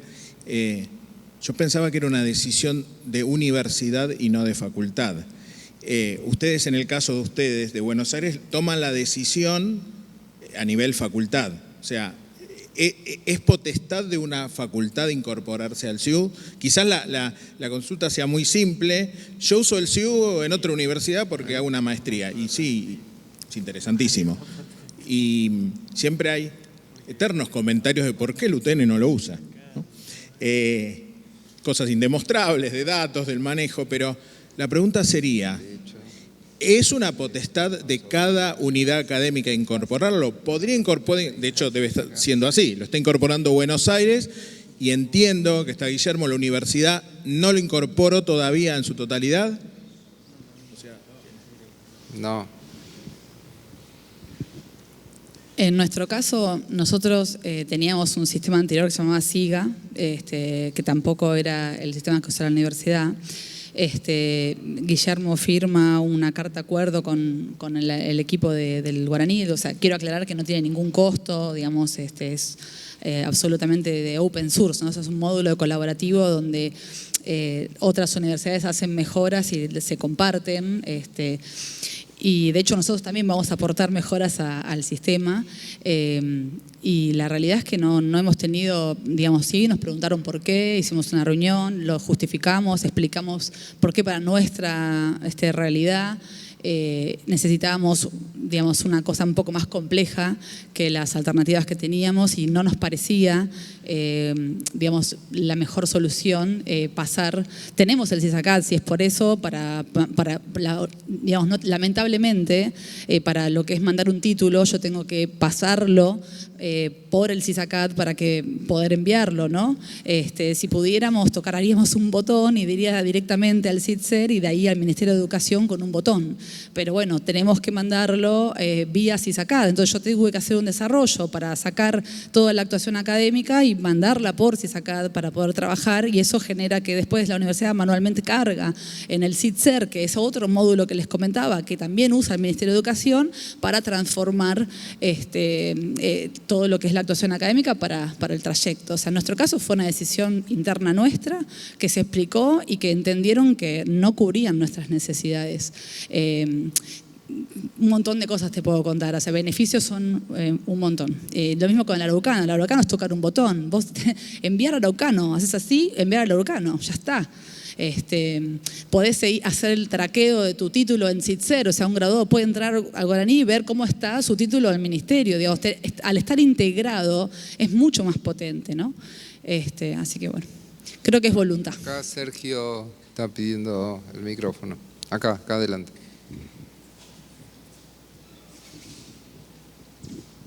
Sí, bueno, digamos, adelanto tal vez un poco lo que habíamos hablado en la comisión, pero básicamente la transformación digital debe ser de la universidad, digamos, ¿no? Nosotros cuando nos planteamos la transformación digital en la gestión es de la universidad. Después las herramientas que utilicemos, si es el SIU, si es algún otro, si hay interoperatividad, no sé, ya son cuestiones técnicas que lo deberíamos analizar, pero creo que a esta altura de la historia de la humanidad, y menos nosotros como UTN, tenemos que seguir trabajando así, cada uno con lo suyo, que voy al CISACAD, que voy acá. Ojo, pasa en todos lados, pasa hasta en historias clínicas, en el Ministerio de Salud, pasa en las municipalidades, digamos, hoy por hoy somos bastante edad de piedra, ¿no?, en lo que es transformación digital a nivel gestión. Pero creo que nos tenemos que plantear una transformación digital. En la gestión, es cierto, la transformación digital en la universidad pasa por otros lados también, pero en la gestión tiene que ser una decisión y una estrategia de la universidad, trabajando, por supuesto, con las facultades, ¿no? Sí, en realidad, yo, si me permitís, más que una decisión técnica, creo que es una decisión política. Acá, adelante, es una decisión política más que técnica. O sea, incorporarse al SIU no es decidir si vamos a trabajar con, no sé, con Linux o con otra. Es integrarnos a un sistema nacional que soportan todas las universidades nacionales. Entonces, en ese sentido, me parece que es mucho más que una decisión técnica, es una decisión política. Bueno. No, sí, lo que quise decir es una estrategia. Digamos, lo que yo quería independizar la herramienta o el sistema. No, es cierto que nosotros, como gestión, tenemos que transformarnos. Y sí, es el SIU, que es pero por eso yo quería independizar el tema de la herramienta o qué tipo de cosas usamos, ¿eh? Está bien. No, solamente decir que nosotros no fuimos los primeros en sumarnos al CIU. De hecho, Concepción del Uruguay tenía instalado el CIU guaraní, lo usó muchos años y, bueno, alguna presión del rectorado hizo que lo dejaran de usar. Y varias facultades están queriendo instalar. De hecho, el rectorado tiene una idea, pero bueno, hay mucha discusión interna. Bueno, en un ratito vamos a hacer un intervalo para tomar un café, como ya había dicho. Vamos a ver si podemos terminar con lo de esta comisión antes del intervalo y nos queda después del intervalo las otras dos comisiones, ¿sí? Entonces la pregunta 10, que era cómo obtener el financiamiento necesario para un correcto desarrollo de todas las actividades de la universidad. Lo primero que salió y con lo cual estuvimos todos de acuerdo es ratificar el deber indelegable del Estado de proveer un financiamiento adecuado para la universidad, pero a la vez fomentar el contacto con la industria para obtener recursos. Yo diría que, no sé, acá pusimos genuinos, los anteriores también son genuinos, pareciera que estos son genuinos y los otros no. Recursos, para obtener recursos adicionales podríamos poner, ¿no? Adicionales, para el desarrollo de la investigación y mejorar distintos aspectos de la universidad, planificación presupuestaria plurianual, esto también se mencionó como una herramienta importante de gestión, poder hacer planificación de mediano y largo plazo, la administración eficaz del presupuesto, porque salió en varios comentarios que a veces el problema no es solamente la falta de presupuesto, sino la mala utilización del presupuesto.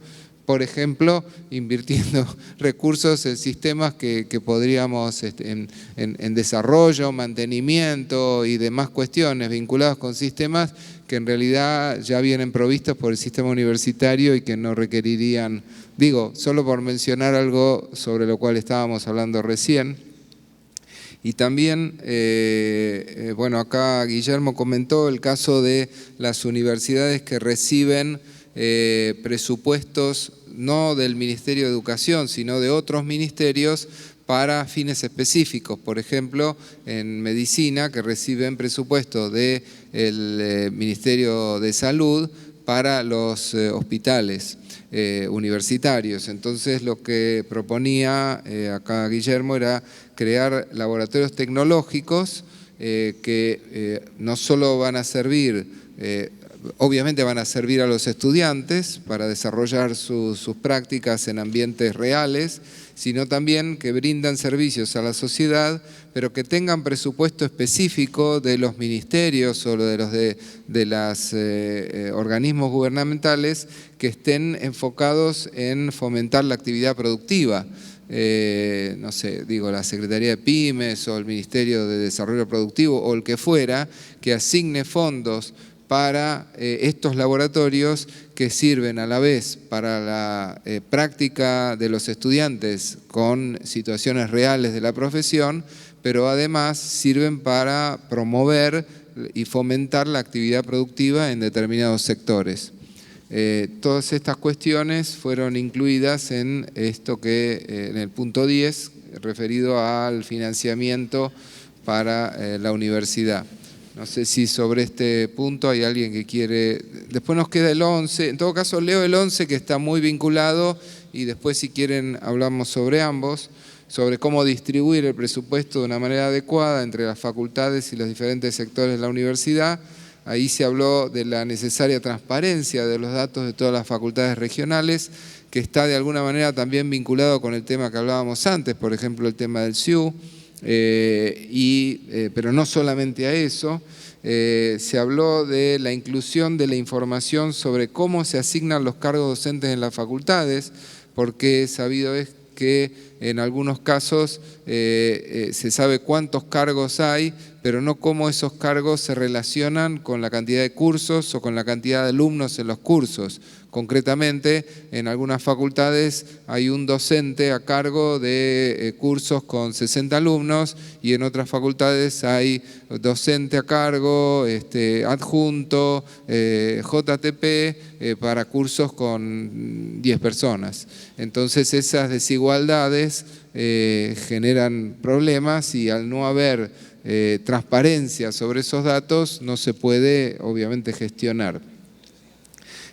Aumentar el porcentaje de distribución en función de los indicadores de la resolución 1513. Para los que no sepan, esa resolución asigna presupuesto en base a una polinómica, a un algoritmo que tiene en cuenta las actividades de extensión, de investigación, docencia, etcétera. Pero ese porcentaje del presupuesto es ínfimo el que se asigna por ese criterio, haciendo de alguna manera tabla rasa que la facultad que tiene, digamos, mucho menos desarrollo en investigación, mucho menos desarrollo en la parte de extensión, etcétera, recibe proporcionalmente un dinero parecido al que recibe otra facultad que está desarrollando mucha actividad de investigación y de extensión, pero que como esto es un porcentaje menor del presupuesto, entonces se ve perjudicada. Y también se habló del presupuesto base cero, que básicamente es que cada facultad defina cuál es el presupuesto que necesita en función de las actividades que desarrolla realmente. O sea, también con una manera de transparentar cuáles son las necesidades reales de cada facultad y no lo que recibe, vaya a saber uno en base a qué criterio, criterios históricos que quizás vinieron más motivados por razones políticas que por razones verdaderas de gestión, ¿no? Entonces, entre las 10 y la 11 se conformaron una serie de cuestiones que están relacionadas y no sé si alguien quiere aportar algo al respecto o también, bueno, esperamos a ver qué es lo que conversaron en las otras comisiones que trataron también este tema, eventualmente tratando después de buscar coincidencias. La última pregunta es ¿cómo promover efectivamente la internacionalización de la universidad? Sí, Julio. Espera que llegue el micrófono, así te escuchamos todos. Me escucho. Porque surgió en nuestra comisión y el punto es que acerca de internacionalización. Nosotros trabajábamos determinados puntos primero definiéndolos, porque hay conceptos que tienen una acepción popular, trivial, internacionalización es algo que tiene cierta precisión. Y una cosa que hablábamos, decíamos, bueno, seguramente Uriel, la comisión que esté, van a definir con claridad, y estoy subiendo la vara, el concepto de qué es internacionalización. Porque les comento un debate, nosotros incluíamos cosas que nos decíamos, esto no sé si es exactamente internacionalización. Entonces me parece que es adecuado, Uriel, que vos es una definición para darle un marco teórico. ¿A qué hablamos, qué decimos cuando hablamos de internacionalización? Bueno, a ver, yo estaba tratando de guardar el archivo para no perder lo que estamos haciendo. Sé que me vas a agradecer esto, Uriel. ¿Sé que qué? Que me lo vas a agradecer. Sí, te lo voy a agradecer efusivamente. A ver, yo no me creo capaz de ser el que defina lo que es internacionalización. En todo caso, puedo comentar lo que nosotros estuvimos conversando sobre internacionalización.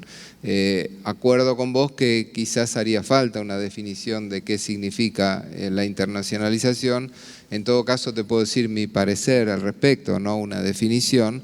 Me parece que tiene que ver con todo lo que hace a la apertura de la universidad hacia otros horizontes, digamos, ya sean esos horizontes regionales o mundiales. Alguien mencionó acá, varios mencionaron acá, y yo puedo dar fe de eso, y seguramente muchos de ustedes lo mismo, lo mucho que uno crece personal y profesionalmente cuando tiene la posibilidad de interactuar con gente de otros lugares, culturalmente.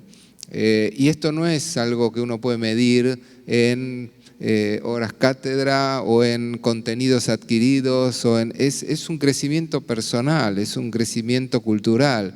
Y me parece que la internacionalización, que tanto cuesta pronunciarla, tiene que ver con eso, tiene que ver con muchas cosas que no son necesariamente medibles en términos de una asignatura más, de un contenido más, que tienen que ver, ahí está pidiendo la palabra Marcelo porque él lo expresó claramente, allá también atrás.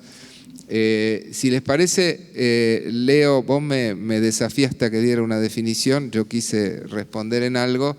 Si les parece, leo lo que elaboramos en la comisión y abrimos para que digan lo que tienen para decir. Se habló de la generalización de las experiencias de clase espejo, no sé si saben a qué se refiere, es la posibilidad de dictar cursos en paralelo entre dos universidades utilizando medios electrónicos, o sea, en una clase, esto se viene haciendo hace mucho tiempo en muchas universidades en el exterior, acá se está haciendo hace relativamente poco, tenemos un profesor que dicta clase en la otra universidad para alumnos de esa universidad y de esta, y un profesor de acá que dicta clases para la universidad externa y para la local, o sea, eso es clase espejo.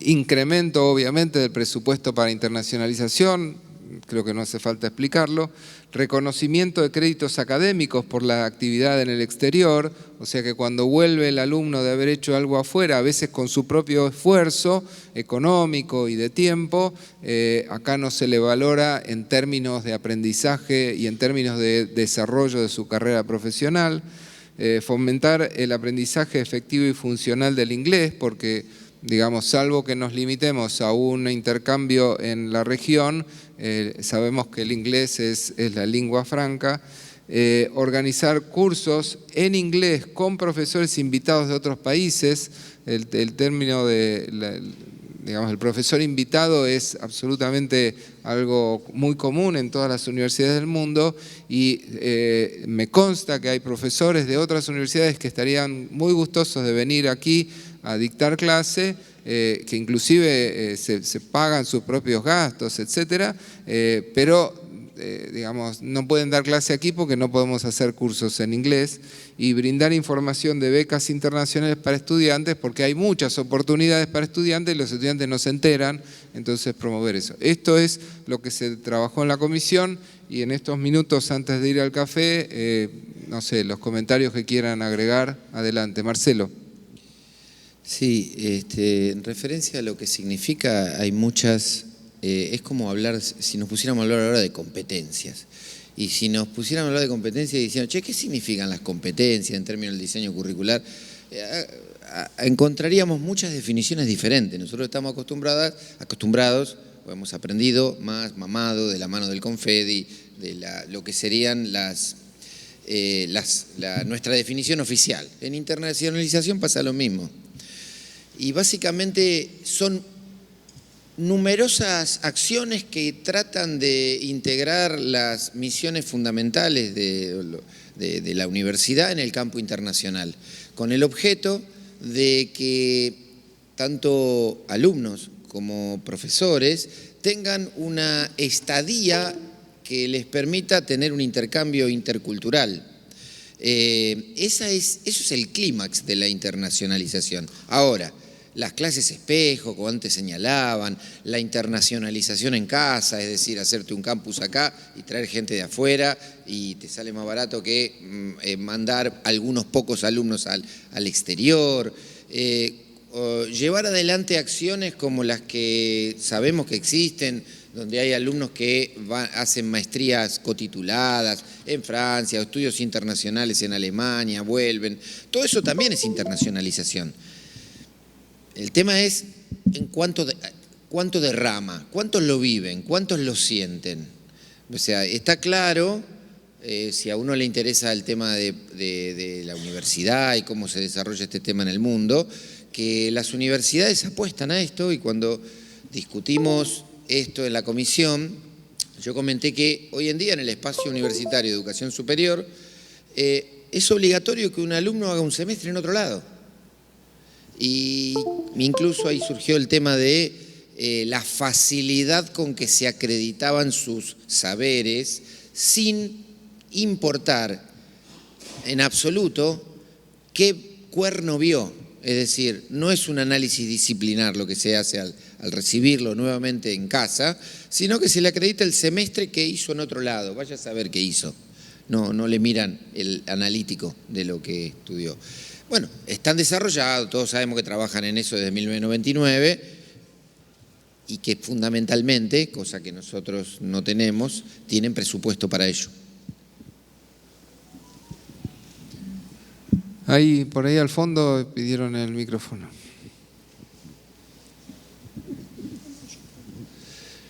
Un comentario, sí hablamos y no está en las líneas ahí que quedaron escritas, el tema que era cómo arrancamos, ¿no? Incrementando la cantidad de convenios de forma organizacional, porque hoy no está claro si son muchos, pocos, con qué países, con qué universidades. Entonces, debería ser como una especie de plan sistemático para poder de alguna manera tener una oferta amplia. Y el último comentario es sobre el último renglón. Cuando hablamos en la comisión, también se hizo referencia a maestrías y demás, entonces yo pondría estudiantes de todos los niveles, porque finalmente, digamos, los graduados van a hacer maestrías y eso también derrama hacia adentro, como decía Marcelo. Disculpame, me cuesta entender lo que decís, no sé si es un tema del micrófono o del eco. A ver, ahí. Dale. Digo, por un lado, hablamos en la comisión la cuestión de generar los acuerdos con distintas organizaciones, no quedó reflejado ahí y me gustaría que esté. Y el último comentario es que le agregaría la palabra del último renglón de estudiantes, le pondría de todos los niveles, porque también se habló de maestrías y demás, que también derrama hacia adentro y que me parece importante.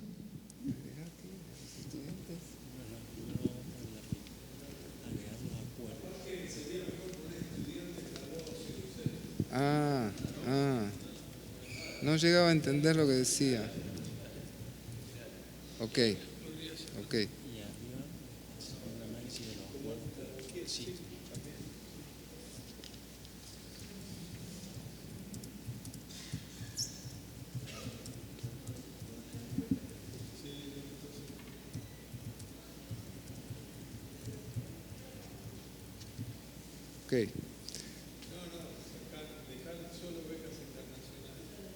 ¿Cómo?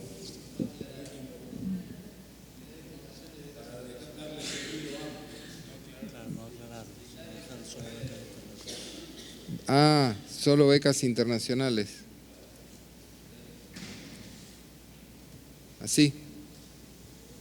Ok. ¿Algo más? Néstor. Sí, comentar, quizá para que sea un poco más representativo de lo que hablamos hoy en comisión, nosotros hablamos de distintas acciones que se llevan a cabo como becas internacionales con Francia, con Alemania, y también hablamos de las clases de espejo, y ahí preocupaba un poco, adhiriendo a lo que decía Marcelo, el tema de que no es masivo. La clase de espejo vincula un aula completa con otra aula completa. Quizás generando alguna herramienta, algún instrumento de interacción como trabajos grupales, por ejemplo, de grupos de una universidad de un país con otra universidad de otro, con igualdad o con similitud en algunos puntos de los programas, que eso hay que estudiarlo y hay que programarlo. Creo que sería como trayecto obligatorio de la carrera internacionalizar más masivamente. Yo pondría que poner el foco en lo masivo, porque si no hay muchas acciones e intenciones, pero no terminan siendo más de por ahí un 1% del involucramiento de los alumnos, que para nosotros son 1.500 alumnos, que es un montón. Perdón, 150 alumnos, el 1%, que quizás sea hoy la realidad o quizá un poquito más, pero tender a que si vamos a internacionalizar sea para todos. Ok. Bueno, Creo que está el café servido, así que nos tomamos un rato para tomar el café y después no se vayan, que falta lo mejor. Claro. Maximizar. No sé si es acá que se escucha mal, pero cuesta entender. No, hay algunos que no. No sé si es acá que se escucha mal, pero cuesta entender lo que dicen algunos. Sí, no modulan bien. Bueno, listo, terminamos nuestra tarea. Felicitaciones. Felicitaciones a vos, que te tocó la parte más complicada, pero a veces ya está. Llevamos tanto tiempo que cuesta pensar lo que te dicen. Sí, bueno. Acá les dejo puesta la otra. Sí, se las regalo. De teloneros a Lustó, dale. Sí. Listo. Se finí.